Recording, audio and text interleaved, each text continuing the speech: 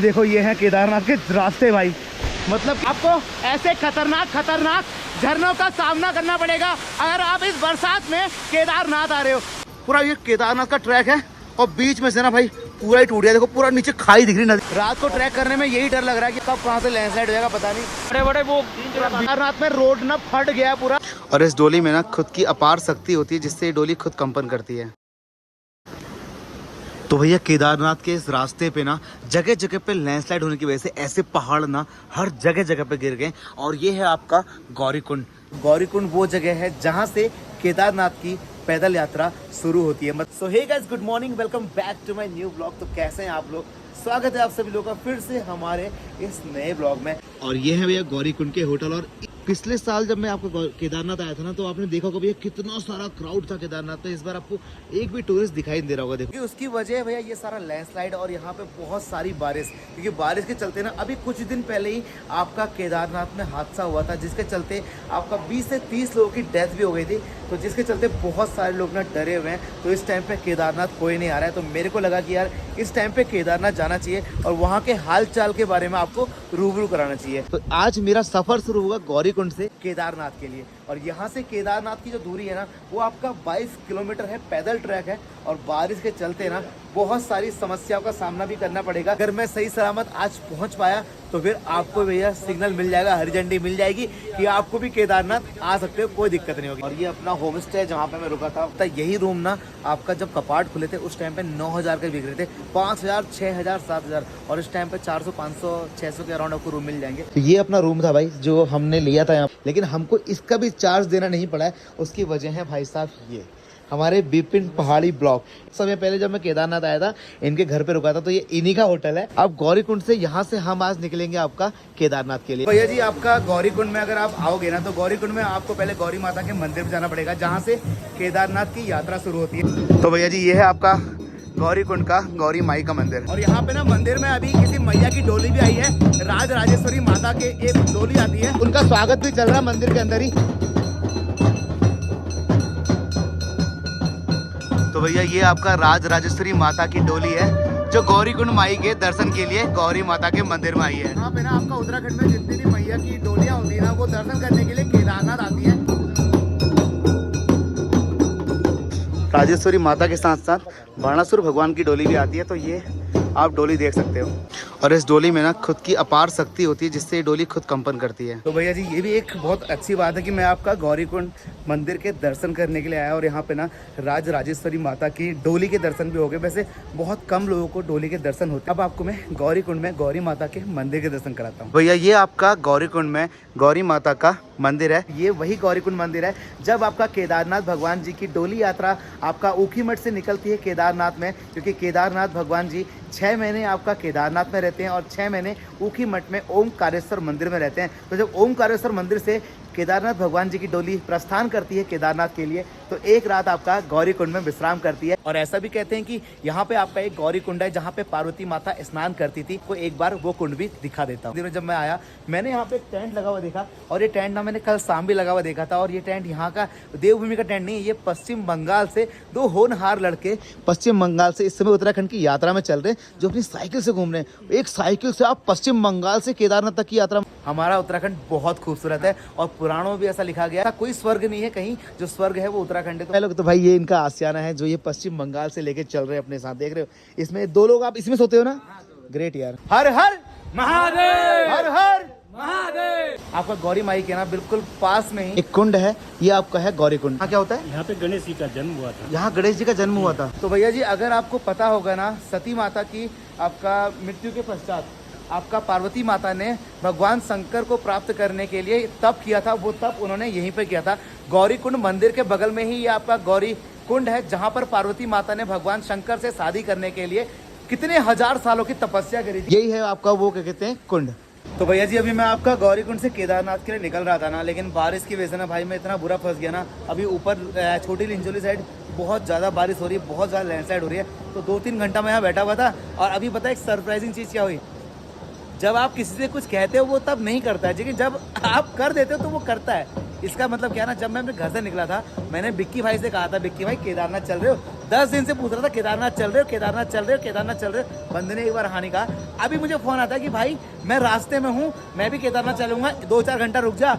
अब भाई मैं क्या करूँ, केदारनाथ चढ़ूँ या रुकूँ, समझ नहीं आ रहा है। और अभी मतलब कम से कम ये समझ लो 11, 12, 1, 2, 3 बजे तक बंदा आएगा, मैं गौरीकुंड में खड़ा रहूंगा। तो भैया जी लो, हमारे बिक्की भाई भी आ चुके। क्या हाल चाल है भैया?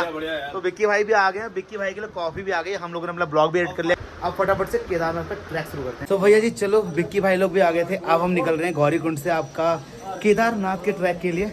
टाइम पता है आपका 4 बज चुका है, मतलब सुबह के 4 निकलने वाले थे हम लोग और शाम के 4 निकल रहे हैं। दुनिया सुबह के 4 बजे ट्रैक शुरू करती है, हम शाम के 4 बजे। उसकी वजह तुम्हारे साथ घुमक्कड़ इंडियन है ना।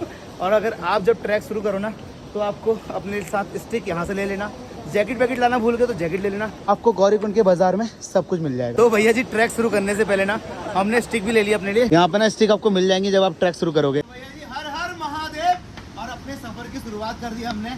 और अभी आगे जाके ना जैसे कि बारिश का माहौल है ना, आगे जाके बहुत सारे नदी नाले भी मिलने वाले हैं। उसके लिए हम पहले से प्रिपेयर हैं कि भाई मैं कच्छा पहन के इसलिए आया हूँ कि भीगू ना जाए, ठीक है। तो भैया जी ऐसा बरसात की वजह से आपने सुना होगा कि केदारनाथ के रास्ते पर दिक्कतें तो बहुत सारी होती हैं, लेकिन एक फायदा है, जानवरों के लिए फायदा है, क्योंकि हर जगह पे ना ऐसे झरने निकल गए हैं बहुत सारे। और घोड़ों के लिए पानी पीने के लिए ना पर्याप्त पानी यहाँ पर हर जगह पे उपलब्ध है। भैया अगर आपने मेरे ना जब कपाट खुलते टाइम का ब्लॉग देखा होगा ना तो आपको पता होगा इस ट्रैक पे ना घोड़े ही घोड़े और भीड़ ही भीड़ थी। लेकिन अभी आप देख रहे हो पूरा ट्रैक खाली, बस हम 4-5 लोग हैं और कुछ नहीं। ये देखो इस तरीके से ना पूरे केदारनाथ के सारे रास्ते टूट के ना डायरेक्ट पूरा नीचे चले गए। यहाँ से पूरी नदी दिख रही नीचे भाई। यहाँ से ना पूरा ये केदारनाथ का ट्रैक है और बीच में से ना भाई पूरा ही टूट गया। देखो पूरा नीचे खाई दिख रही नदी। अगर हल्का सा भी पैर फिसल गया ना यहाँ से तो भाई केदारनाथ के इस ट्रैक से डायरेक्ट जाएंगे नीचे मंदाकिनी नदी में। इस टाइम पे ना केदारनाथ के सारे ट्रैकों का ना हालत बिल्कुल ऐसी है, जगह जगह पे केदारनाथ का ट्रैक टूटा हुआ है।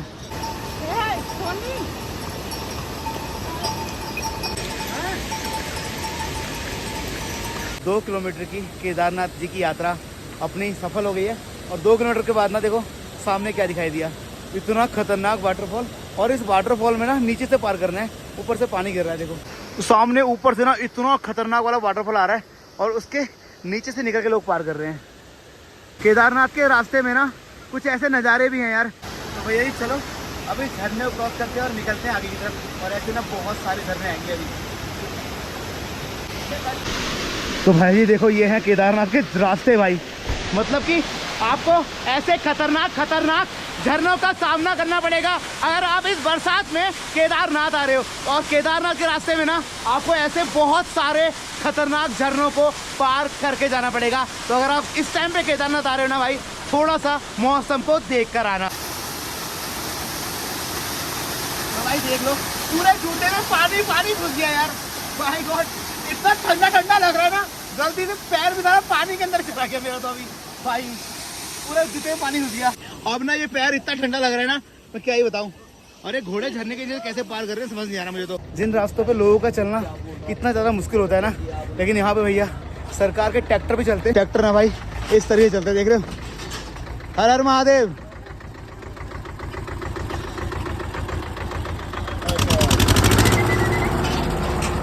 आपका हम लोग पहुँच गए एक स्टॉप पे। और यहाँ पे देखो भाई हमें आए हुए 20 मिनट हो गए, तुम आए नहीं तब से। कौन सी वाली खाओगे? क्या कौन सी वाली खाओगे? ये 20 रुपए की है, ये 30 रुपए की है। भाई जी बोलो। पहाड़ी खीरा है ये? पहाड़ी खीरा है, पहाड़ी नमक है भाई जी। अच्छा पहाड़ी नमक। मैं जा सकता हूँ। तो भैया केदारनाथ यात्रा का पहले पड़ाव का पहला हमारा कुछ पहाड़ी खीरा। तो भैया जी थोड़ा ही दूर चले और गर्मी सी होने लगी, इसलिए जैकेट को मैंने खोल दिया, बांध दिया अपने ऊपर। और खीरा वीरा खाने के बाद अब निकल रहे हैं हम आगे केदारनाथ के ट्रैक पे। और बरसात के बाद ना बारिश आने से ना ट्रैक बहुत ज़्यादा ख़राब भी हो गया। और टाइम हो गया 5:26। और पूरी केदार घाटी में ना इतने काले घने बादल लगे हैं जिसकी वजह से बारिश से ना पूरा ट्रैक ख़राब हो जाता है। हर हर महादेव, हर हर महादेव, हर हर महादेव। तो भाई मेरी तो ना हालत ख़राब हो रही है चलने में। और यहाँ पे एक अम्मा जी चल रही हैं बड़े प्यार से, बताओ वो इतनी उम्र में भी इतना मज़े में चल रही हैं। हम नौजवान लड़के 25 साल के, हमारी ये हालत हो रही है। तो भाई यहाँ ना घोड़ा गिर गया, देखो भाई।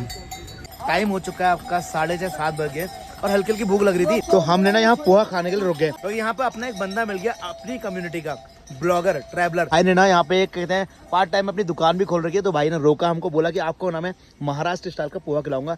और भाई है इधर, क्या हाल चाल है ब्रदर? बढ़िया रोहित भाई बढ़िया। भैया जी आपका टाइम हो गया, रात के 10:30 बज गए और यहाँ ना पूरा पहाड़ टूट के ना पूरा रोड खराब हो रखा है। तो कुछ ऐसा रास्ता बना रखा है, देखो। तो जो रास्ता था ना वो पूरा ब्लॉक हो गया पहाड़ के टूटने से। मतलब कि ये रात वाला एक्सपीरियंस पहली बार है मेरे साथ। मैं आज से पहले इतनी रात में कभी नहीं आया हूँ, हमेशा टाइम से आया हूँ।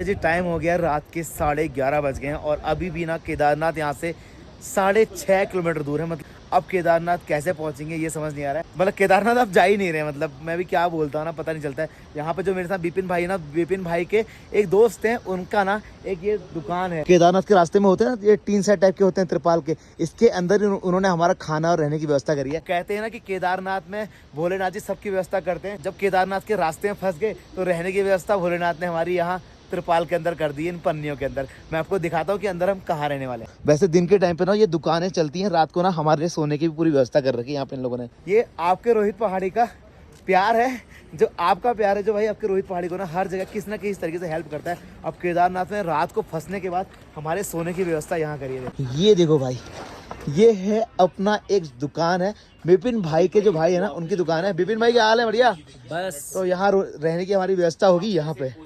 ये देखो इधर हम लगाएंगे त्रिपाल और यहीं सोएंगे। और ये भाई साहब है हमारे। हेलो भैया जी, क्या हाल चाल है? तो इनकी तरफ से अभी देखो आटा गुजरा रात के 12 बजे हमारे लिए। भाई क्या बात है, खाना दाल बन रही है। भाई ये अपना आज का आशियाना है जहाँ आज रात हम लोग रुकने वाले हैं। तो विपिन भाई की मम्मी ने ना मेथी के पराठे बना के भेजे थे हमारे लिए, हम वो भी खाएंगे। और विपिन भाई अभी हमारे लिए रोटी बना रहे हैं। यार इतना प्यार आपके रोहित पहाड़ी को मिलता है ना भाई, जब यहाँ से उत्तराखंड से, तो भाई दिल खुश हो जाता है। अब बताओ रात के 12 बजे आपके भाई के लिए रोटी बन रही है। जी देखो अपना खाना भी आ गया, दाल बना रहे थे भाई साहब और ये अचार है और रोटी बनाई है गर्मा गर्म। तो खाना खा लो भाई साहब, आप खाओ खाओ, ठीक है बढ़िया तरीके से। अगर किसी ने देसी घी खाना तो घी भी आपके वाह ले आओ ना प्लीज, देसी घी भी ले आओ। उसका भी जुगाड़ है हमारे पास, इनो है अपने पास। अरे घर का देसी घी, वाह यार। और पहाड़ी गाय का है क्या? पहाड़ी गाय का, पहाड़ी गाय का। अरे भाई साहब इसको दिल्ली में ढूंढते हैं लोग पहाड़ी गाय के। अरे भैया जी खाना वाना खा लिया है और अब आपका टाइम हो चुका है, रात के बज गए हैं 1। और जहाँ पर हमने खाना खाया था ना यहीं पे हमारा बिस्तर भी लग चुका है। देखो इधर मैं सोऊंगा, इधर सारे लोग सो चुके हैं और जिनका ये होटल है भाई साहब भी उधर सो चुके हैं। तो आज का अपना आज से है ना यहाँ है। आज का हमारा सफर गौरीकुंड से शुरू हुआ था। सोचा था कि केदारनाथ पहुंच जाएंगे, लेकिन भोलेनाथ को मंजूर नहीं था कि हम आज केदारनाथ जाएं, शायद क्योंकि हो ही है सोई जो राम रची राखा, को करी तर्क बढ़ावे साका। मतलब जो है जैसा है बढ़िया है। तो चलो आज का अपना इस ब्लॉग को यहीं पर खत्म करते हैं। और कमेंट सेक्शन में भैया हर हर महादेव लिखना मत भूलना, क्योंकि ये भोलेनाथ की यात्रा चल रही है। जितने लोग कमेंट करेंगे क्या पता अगली बार भोलेनाथ जी भी उनको केदारनाथ बुलाएं। हर हर महादेव। जाओ भैया, ये देख रहे हो भैया बिहाइंड द सीन, अभी रात को एडिटिंग चल रही है यहाँ पे। भाई सब सो जाओ, क्या बात है? क्या एडिटिंग है भाई? अरे मैं तो सो रहा हूँ भैया, ये नहीं सोएंगे तो कोई बात नहीं। गुड नाइट भाई, गुड नाइट।